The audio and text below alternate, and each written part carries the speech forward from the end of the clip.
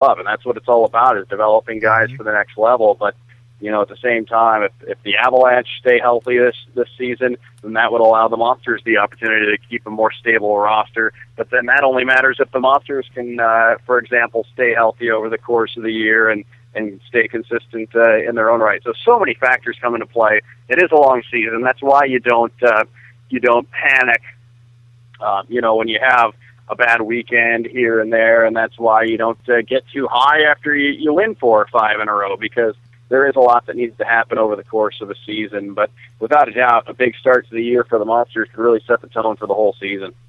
And you know what? Training camp here, as you said, underway. Practices are open. I want you to, again, tell people how they can check that out. But, a truncated training camp / preseason. I mean, it's a week of camp and then, 2 exhibition games and then a few more practices. And a week from that, the season kicks off.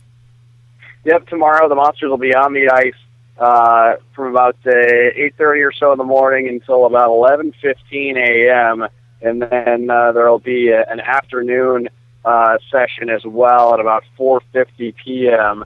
And then on Thursday, as I try to keep the days in line, lots been happening here lately, but Thursday they'll be on the ice about 8:30, and then the last session will end around 12:30. The team is broken into 2 groups for camp, so each group has a practice. There's a scrimmage in the middle there. That'll be on Thursday. That'll be the program, same as today.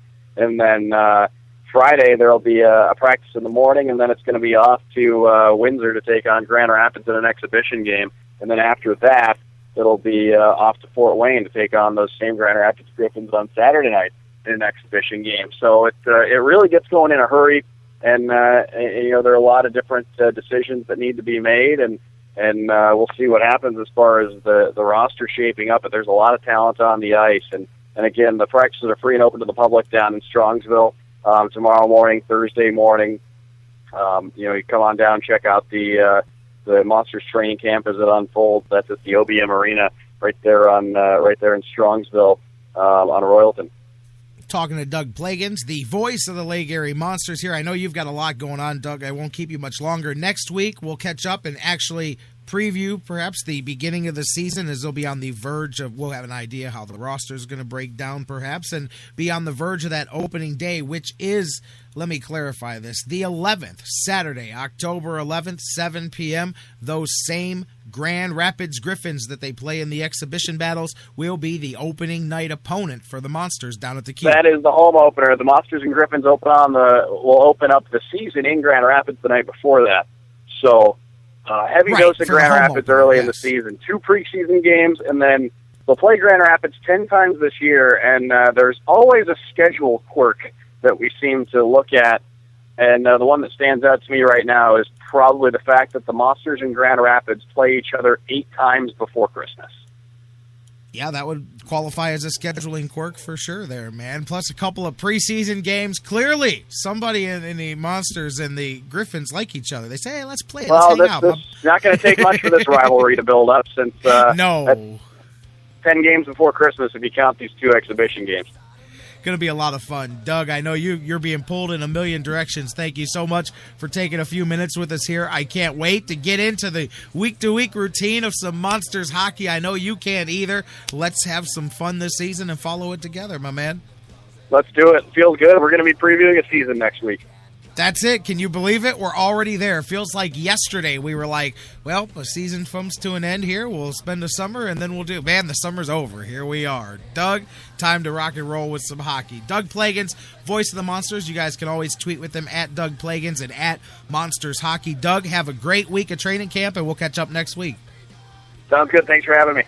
Thanks for being here. As always, he is Doug Plagens, the TV and radio voice of your Lake Erie Monsters. They begin training camp today. You can go check it out, unlike other teams. I mean, seriously, being able to check out training camp is always a cool thing. If you're a hockey fan, get down there and check it out. They've got double sessions coming up the next few days, 8:30 a.m. till 12:30 p.m. is tomorrow and the next day as well.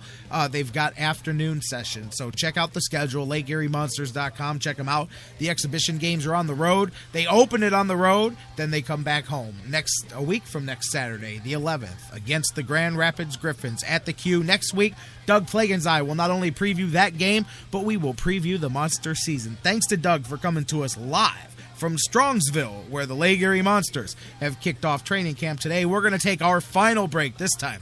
It is the final break of the day. When we come back, we're going to wrap things up, set the stage for tomorrow here on the Sports Fix. Don't go anywhere. No, I mean it.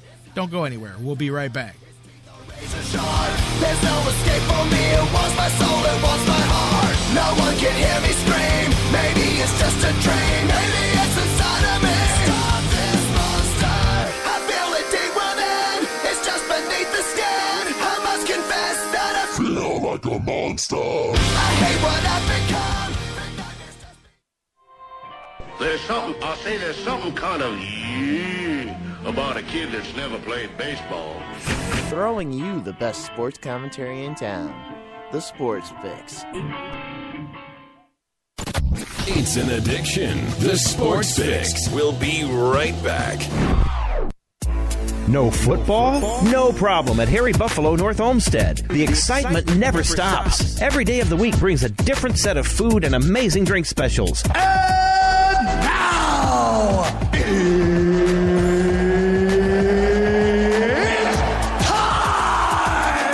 fans, Harry Buffalo North Olmsted is the home for every UFC pay-per-view live on the big screens. let's get it all! And let's not forget their mouth-watering trademark, the Bison Burger. They sure are good. Nobody does bison like Harry Buffalo. The perfect combination of healthy and delicious. Hey there, eat up, y'all. You's as good church-going folk. Y'all deserve a little treat. What are you waiting for? Get to Harry Buffalo, just outside Great Northern Mall today. Harry Buffalo. Join the herd.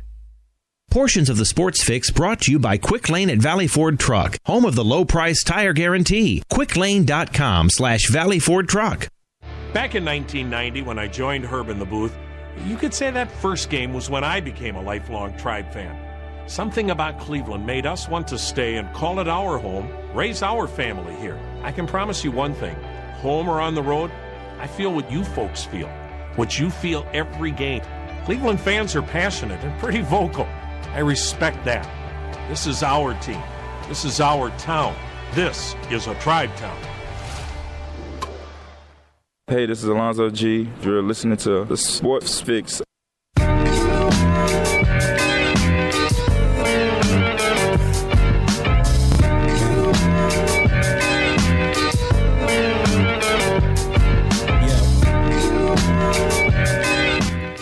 Indeed, today was a good day. Thank you, Ice Cube, and thank you guys for joining us once again as we put this one in the books. Couple of news stories here to talk about, but another good day here on the Sports Fix. Thank you guys. J-Rock back with you as we come back for the final segment. Thanks to Doug Plagens, the voice of the Lake Erie Monsters, for checking in with us live from the kickoff of training camp as the Lake Erie Monsters 2014-15 season is underway. Man, a couple of people getting underway. Cavs, Monsters, Vikings. Man, winter sports are on, baby. NFL rolls on. Major League Baseball playoffs tonight. They're missing somebody. I don't know why they're all inconsiderate starting the playoffs without the Indians, but that's okay. We'll watch for now. We got next. You can bet that one. But tonight, the playoffs begin in earnest for Major League Baseball as the Oakland A's. Man, let's see if that trade looms even larger if their season ends tonight. Kansas City and Oakland. It's a shame that those two teams, it's messed up that those are the two teams that have to duel for the right to go to work with the higher budget teams. You know, it's like, couldn't have paired them off, each guy with a big guy, so you had a couple of David versus Goliaths. It's like, let's let David fight David, slice himself up, and then come in wounded into battle and face Goliath. You know, it just seems backwards. Like, man, who do you root for? Not me. I'm not rooting for anybody. But who do you root for? Because you got the underdog against the underdog. So I guess that makes Kansas City the newer underdog.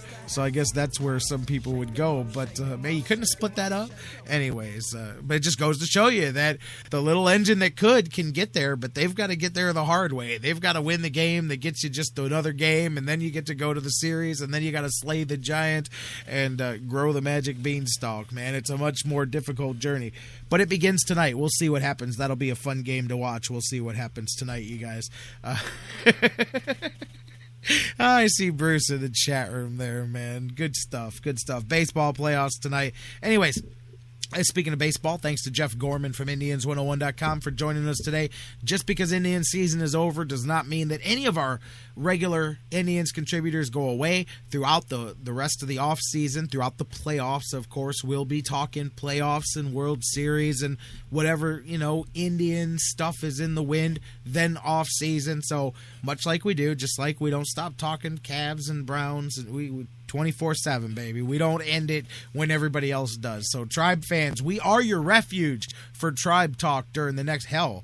We're your refuge for Tribe Talk during the actual season, let alone during the off season as well. But we definitely will continue to cover the Indians just as thoroughly as we do. Just wanted to let you guys know that as the off season begins to go. Thanks also to Dr. Football Bill Chachkes for joining us as he does every Tuesday. Looking ahead quickly to tomorrow. See, Wednesday, we've got John McMullen from the Sports Network in the house. Always a great time talking with him. We'll talk the latest around the NFL. We'll get his thoughts on the Browns at the bye and the Titans as we roll into that. We'll talk the latest with him, John McMullen, as well. Dan Wismar from the Cleveland Fan will be here. We'll talk whatever's in the news with him, and of course we're going to preview the Buckeyes as Ohio State football gets ready to kick off Big Ten play. Going to be very interesting. Looking forward to previewing that game and talking about whatever comes up as we do every Wednesday with Dan Wismar from the Cleveland Fan. So that's all on tap tomorrow. Then the snowball's just rolling downhill for the rest of the week. Today, but before we go, a couple of things I wanted to bring up. I don't know if you guys saw. I saw the breaking report came across that apparently last night Michael Phelps pulled over for a DUI. What I found more alarming was that he was pulled over for going 40 miles over the speed limit in a 45 mile per hour zone. He was going 84 miles per hour. I mean, I'm just saying, and I'm not picky about stuff like that. If you're on the freeway and you're doing 30 miles, okay, I get you. But when 85 and a 45, bad things can happen. But anyways, officers stopped him for his excessive speed, and he was then arrested, charged with driving under the influence, as well as excessive speeding beyond just the traditional speeding charge, released on his own recognizance. Now, it is his second DUI. He caught one, I think, 10 years ago in Baltimore as well. So very similar to where he was caught here. So Michael Phelps now has to deal with that. That popped up during the show. I wanted to mention that to you guys. Until that popped up, this was my final segment. What is it with Detroit Lion football players having crazy stories behind what happened to them and how their season ended or how they got hurt? You guys know about Nate Burleson, the temporary Brown during the preseason there, who didn't make the team, broke his arm.